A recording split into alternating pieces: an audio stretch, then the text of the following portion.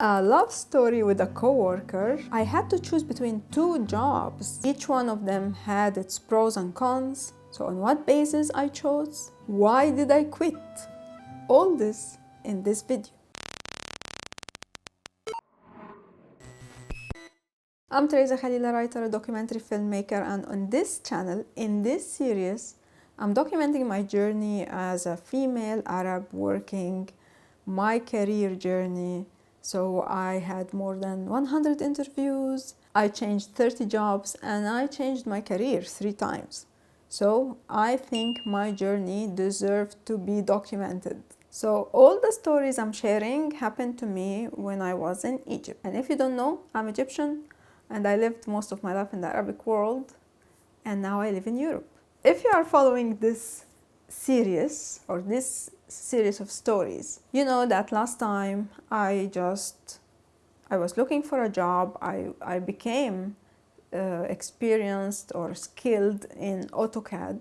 So I was looking for jobs that require engineer who has AutoCAD skills. I found a job in a newspaper advertisement, and I applied, and they took me. And they said the salary will be 400 Egyptian pounds. The salary was bigger than what I used to take before, which was 350 Egyptian. And they said that we would be trained on making boxes. All kind of boxes, like boxes for chocolates, boxes for perfumes, any kind of carton boxes. That's what this factory or company were doing. And my job was to design the box, and I loved the idea. I mean, for me now, I love paper crafting, so that was a form of paper crafting.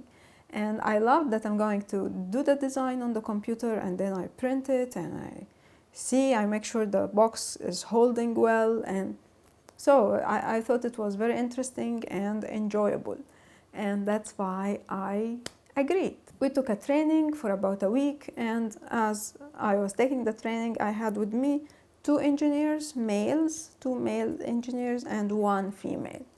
And the female and me, of course, we became more close because we are both females.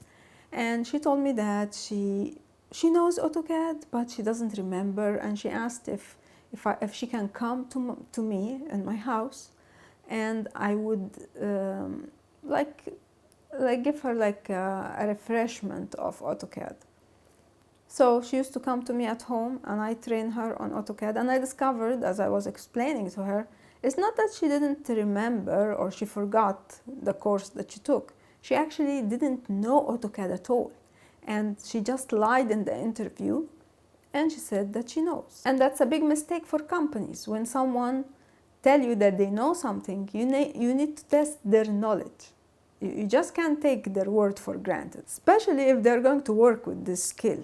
So I explained to her, or I taught her the AutoCAD again, and we had to wait at home for about 3 months because this factory, they were waiting for machines to come from Germany, and it didn't come yet. So we had to wait. And every time I call and say, when are we going to start working? They say the machines are not ready yet, so we need to wait more. And I was waiting. I was getting my salary every month, but I was doing nothing. And it has been almost 3 months, so I was looking, of course, for other jobs out of curiosity, just to see what I am missing. And I found an advertisement that also required an engineer who is skilled in AutoCAD. So I went, I did the interview. The salary was higher, was 500 Egyptian, but also it was an amazing company. It was so beautiful, people were so classy, and it was an interior design company. And I fall in love with it because I love, like, I didn't know this about myself, but I love creativity so much. I love interior design so much, and I loved everything about that company. But at the same time, I had an agreement with the first company. We had no contracts. Like this company, they didn't sign any contracts. They were just working on friendly basis, which is not right. So as I didn't have any like obligation toward them written, but I had oral obligation. So I wanted the interior design company, but at the same time I was already committed to the first one. I already got salary of 3 months, so I felt that it would not be right just to go to the interior design company unless I paid the company the salary that they gave me over the last 3 months. And the idea of working for another 3 months without salary was not appealing to me as well. So I had to commit to my word and stay in the first company that makes boxes, although I wanted the interior design one. And let me tell you that one of the engineers who was also trained with us, and he also got salary for 3 months, he got a better opportunity and he just left. Of course, they were upset with him, but that's the maximum they did. They were just upset. So there was no legal consequences. But for me, I just thought that I can't do that. I will feel guilty, you know. I feel it's not fair that they paid me for 3 months to be with them and then I just leave without giving them back the money. And so that's why I decided to commit to the boxes company and refuse the interior design job. What happened when I started working in the factory, I discovered that the male engineer that we have left, because one engineer didn't continue with us, he found a better opportunity. So there was another engineer, but he had a problem, his English wasn't good. And then we had another female engineer, the one I trained to use AutoCAD. And her English was okay, but her IQ level was not the best. And so when we had the training with the German experts, the only one who took the training was me, because I know English and my IQ was high, so I understand what they're teaching us. But the female engineer, she didn't understand nothing, and the male engineer didn't understand nothing because he didn't know English, okay? So what happened is that I became the most important person in this factory, and I had to train everyone. I was supervising everything, and it was too much work for me because the female engineer, she was always making mistakes because I said her IQ level wasn't the best. So I ended up taking all her work in addition to my work, and I had to make tests to make sure the boxes are correct. Then I have to deal with the engineer as well and send him the design to print or to engrave on the wood. He had a laser machine for that, and then I had to also connect with the knives section where they put in this engraving knives to cut the boxes. So I was doing everything. I was even training other employees on how to use this program. It wasn't AutoCAD, it was something else similar called DieCAD, I think. So I was doing everything, and I found myself not being able to have any kind of holidays. So no weekend, no Friday, no nothing. I was working from, maybe I wake up at 7 in the morning and I finish work at 11 at night. Every day, no days holiday at all. And I remember I couldn't even see the sun because this factory, the section where I was working on the computers, it had no windows. And I would just, for many, many months, I don't see the sun. So it was so stressful. At the beginning, I was so happy and excited because it's the first time I feel important. I feel that people need me, you know. But then I started getting almost a nervous breakdown. At the same time, something was going on. So there was one of the relatives of the owner of the factory, and I didn't even like him, you know. There was nothing going on between me and him. I didn't like him, he didn't like me, and it wasn't until it was my birthday, and because I was late, I worked late until 11 p.m. at night, So one of the owners or one of the managers of the factory had to drive me home because this factory was in the like desert road. So it was on my birthday, and that guy, one of the managers, he had to drive me home, and he saw me coming down with all the gifts I got for my birthday, and he was like, what are you celebrating? I said, it's my birthday. I'm today 25 years on planet Earth. And I don't know what happened, but we started being attracted to each other from that moment.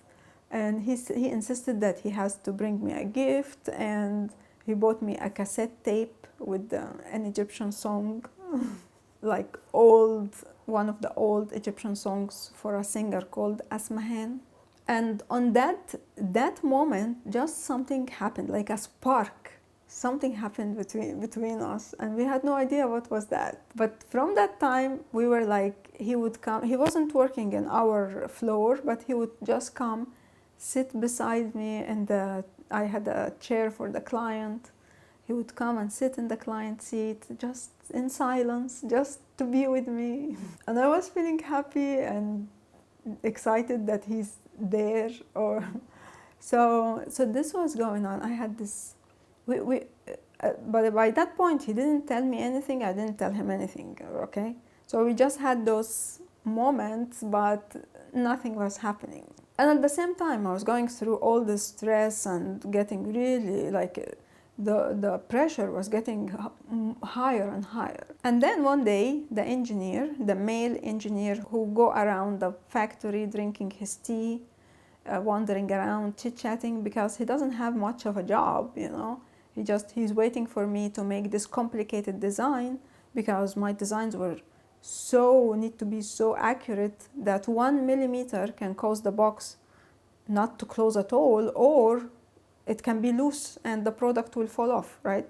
So I would do this very complicated design and then send him, and he just press enter, and the laser machine do the work. So one day he come and he asked me how much is my salary, and he shared his salary with me, because he thought, like everyone else in the factory, that I was getting the highest salary available or possible. So he said, I'm getting 1,000. How much do you get? And once I heard that, I went immediately to the owner of the factory, and I asked him, can you explain to me how is it possible that I'm getting 400 Egyptian pounds and this engineer is getting 1,000?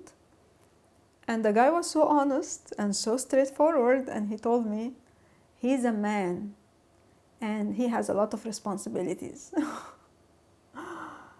And immediately, without discussing nothing with him, I just went and I resigned. And once I resigned, the whole factory went upside down, because of course, as I said, I was the most important one. I couldn't even take a holiday. I couldn't take a day off, because they need me all the time. So they were in panic mode, because they know that they will have to close without me. And they tried to persuade me to stay by all means, except giving me the salary that I deserve. So the owner, he took me for a lunch. He invited me for lunch. He brought me golden gifts, because in his mind, I'm like a female, and what can he do to me, you know? Golden gifts. And I don't like gold, actually. And at the same time, because people started noticing that there is something going on between me and this manager, who's also the relative of the owner, so they started like sending him to me, trying to persuade me not to quit. And it was pressuring, because I wanted to be with him. Before this moment, before I resigned, a few weeks before, this manager, he was driving me home, and it was the moment he told me that he loved me. And I told him, me too. But my problem was, I knew that he was the relative of the owner, and I thought that he has the same mentality when it comes to women and how he see women. And I was right, because he wanted to invite me for a drink, for a juice, and I refused. So he admired me more, although for me, I don't see that going out with someone, having a drink is a problem, you know, but in his mind it is a problem. It means that I'm not a good girl. I'm not worthy of being his wife because I allowed him to take me out. Once he tried to hold my hand and I refused. For me it's okay to hold my hand, I don't mind, but I knew that for him it is a problem. If I allowed him to hold my hand, he will think that I'm not worthy to be his wife. I also had all those calculations going on. I mean, I was attracted to him, but I asked myself, is this the one I want to have as a life partner? And my answer was no. After all the pressuring and trying to, you know, affect me by gifts and lunch and all that, I told them that I know that if I leave now, you are going to close, so get someone and I'm going to train him instead of me, and then I will leave. And I think that was the best way to leave, morally. But yeah, so they did everything possible and not giving me the money or the salary that I deserve or that is valuing the work I'm giving them. And so I left. Although it was so painful because, as I said, I was attracted to that manager and we had this thing going on. After he did all those, you know, trying to hold my hand, inviting me for a juice, and I said no, no, no, then he asked me to have a serious relationship and to, like we have in Egypt, to come and propose to the family, you know. But I said no. I told him we are totally different, and he agreed that yes, we are totally different, but we were so attracted to each other that even after I left, he would call me at home and ask me how I'm doing, I miss you, things like that. And I remember one time I told him that my father is, he said, what's up with you? I said, my father is coming from Saudi Arabia next week. And then he stopped calling me at all.